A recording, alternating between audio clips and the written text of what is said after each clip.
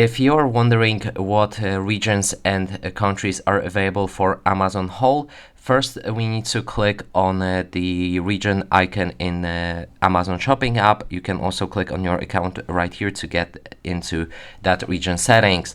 Now in the country and region, the only option that you can choose to actually reveal whole is United States.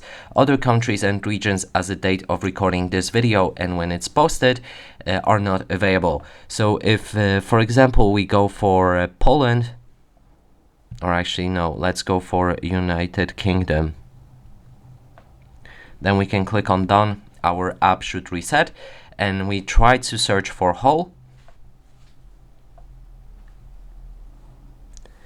There's no button to call out the whole service.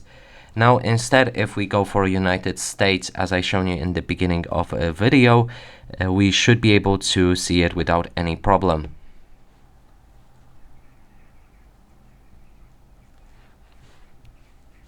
There's a whole, and here's the service.